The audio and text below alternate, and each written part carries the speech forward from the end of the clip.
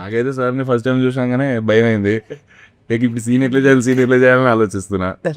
Thank God scene ఏంటంటే నేను భయపడే సీనే సార్కి. దానికి భయం లేదే తొక్క అన్ని అబద్ధాలు హీరోయిన్ ఫోటో పాకెట్ లేదు చాలా తెలుసులే కానీ యాక్షన్ చెప్పిండు కొట్టింది సార్ ఆన్ యాక్షనే కొట్టగానే సెట్ అంత సైలెంట్ అయిపోయింది సార్. నువ్వు నా చంపేర్రా సరే వీళ్ళిద్దరు లవ్ స్టోరీ చెప్పండి.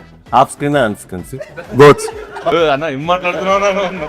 వి got comfortable enough now. Psychologically game ఆడెడ్. I'm serious. వీ నాట్ అది ఇంకా పోలీస్ స్టేషన్ లో వద్దా మండపంలో వద్దా తెలియదు సార్.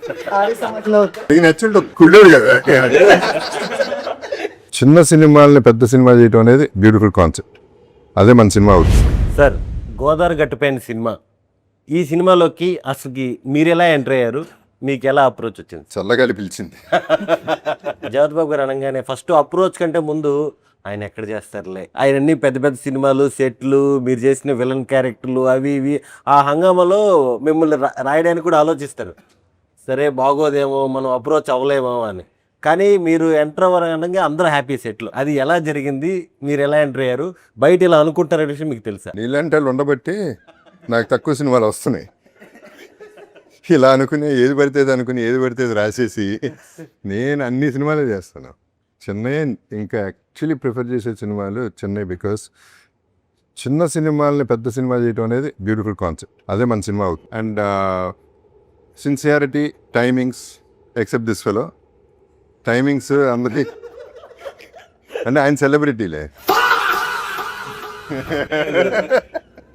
అయ్యో one of the reasons cinema చేయడానికి తనే. అంటే సుమంత్ మేము ఫేమస్ చూసి బాగా నచ్చి తను బాగా నచ్చాడు, అర్థమైపోయింది క్రియేటివిటీ. సో అది అండ్ ఐ ఆల్సో హర్డ్ ఇంటనే ఉంటాడు స్క్రిప్ట్స్ ఏది గబుక్కను ఓకే చేయడు అని. సో అంత ఆలోచించి చేశాడు కాబట్టి డెఫినెట్గా ఏదో ఉంటుందని వినటం జరిగింది. విన్నాక బాగుందని అనిపిస్తుంది జరిగింది. తను బాగా నరేట్ చేశాడు సుభాష్. అంటే తను ఎక్కువ ఎక్సైట్ అయ్యాడు నాకంటే. నాకు అర్థం కాలేదు తను ఎందుకు ఎంత ఎక్సైట్ అవుతున్నాడు. కానీ సినిమా చూసిన తర్వాత ఎక్సైట్మెంట్ ఉంటుందనే ఫీలింగ్ వచ్చింది. అండ్ ప్రొడ్యూసర్స్ గురించి సునీల్ నారాయణ చెప్పారు, ఇట్లాంటి ప్రొడ్యూసర్స్ చాలా మంచి ప్రొడ్యూసర్స్ నా ఫ్రెండ్స్ చేసి పెట్టిన నిజంగానే చాలా మంచి ప్రొడ్యూసర్స్. అంటే డబ్బు పెడితేనే అని కాదు సినిమా, బట్ తప్పలేదు, ఆ మాత్రం పెట్టాలి. హ్యూజ్ ఫిల్మ్ అయిపోయింది సార్. రెగ్యులర్గా అప్పుడు కథలు వింటారు కదా సార్, ఒక 2 hours ఏదో ఉన్నాం. ఈయన కథ ఏం చేయదు, ఎక్స్ప్లెయిన్ చేసేది. ఆయన ఎక్స్ప్లెయిన్ చేయను, నవ్వాడు ఎక్కువ. అంటే ఆయన మామూలుగా హీరోకి అయితే 8 hours చెప్పారంటే అంబో ప్రొడ్యూసర్ కనుక మీకు 3 hours 3 అంటూ రోజు 3 hours. మీకు హాఫ్ అన్ అవర్లో చెప్పాను సార్. హాఫ్ అన్ అవర్లో అంటే ఇక్కడ చిన్న టెక్నిక్ జరిగిందండి సార్. సార్ చెప్పనా? చెప్పు ఇది ఉండదు చెప్పు. నేను నమ్మింది చాలా సింపుల్ అండి. సార్కి డాటర్స్ అంటే చాలా ఇష్టం. ఆ ఒక్క లైన్కి పడ్డా. సార్కి వెళ్ళి వెంటనే సార్ ఇది కథ ఏం లేదు సార్, 1 line లో father and daughters love stories sir అని చెప్పి అక్కడ ఫిక్స్ అయిపోయింది, అక్కడ లాక్ చేసాడు. టచ్ చేసావు, నా గుండెల్ని టచ్ చేసావు. టచ్ లో ఉండు, ట్రై చేస్తాను. అట్లా కనపడతాడు కానీ బాగానే ఏది వేయాలో అక్కడ వేసాడు గుడికి. నాకు బాగా ఎక్స్ప్లెయిన్ చేశారు. కథ అంటే నేను ఎంత టైం అన్నా ఇస్తాను సార్ కథ వినడానికి. సరే చెప్పండి అంటే సార్ కొంచెం లేట్ అవుతుంది సార్. పర్లేదు, మహా అయితే ఉంది 2 hours సినిమా అంటే 2.5 hours ఉంటుంది. ఓకే వెళ్తుంది సార్, వెళ్తుంది. నాకు ఓకే నేను వింటున్నా, టైం చూస్తే 4 hours అయింది సార్ అప్పటికి. కాదండి కథలోకి ఇంకా వెళ్ళలేదా మనం? లేదు సార్ ఇప్పుడు వెళ్తాం సార్. ఆయన ఏంటంటే కథలో ముందుకు వెళ్ళిపోతాడు, కేజీఎఫ్లో లాగా కథలో ముందుకు వెళ్ళిపోయి సార్ ఇప్పుడు ఇది ఉంది కదా సార్, దీనికి స్క్రీన్ ప్లే వెళ్తే దీనికి దానికి లింక్ ఉంటుంది సార్, అక్కడి నుంచి స్టార్ట్ చేస్తుంది.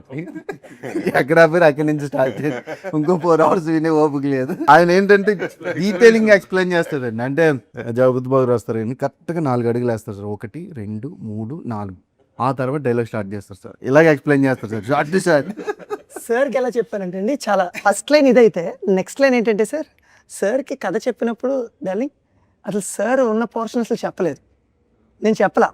ఓన్లీ సార్కి మీరు లేకోకుండా మీ ఇద్దరు లవ్ స్టోరీ చెప్పా. సార్కి అర్థం కాలే, వెనకాల మధు కూర్చున్నారు, వాళ్ళకి అర్థం కాలే ఏంటిది ఏం చెప్తున్నాడు అసలు కథ అని. 20 నిమిషాలు అయ్యాక సార్ ఈ కథలో మీరు రావటం వల్ల ఏం జరుగుతుందని చెప్పి ఒక చిన్న నెరేటివ్ స్టైల్ మార్చి చెప్పాను అనమాట. అప్పుడు సార్ ఎంజాయ్ చేయడం స్టార్ట్ చేశారు. ఓహో నేను రావటం వల్ల ఏమేమి జరుగుతున్నాయి, ట్విస్ట్ అండ్ టర్న్స్ ఎలా వెళ్తున్నాయి. That's how it started. Style master అంటే ఇగో సాటిస్ఫై చేయడానికి ప్లాన్ చేశాడు.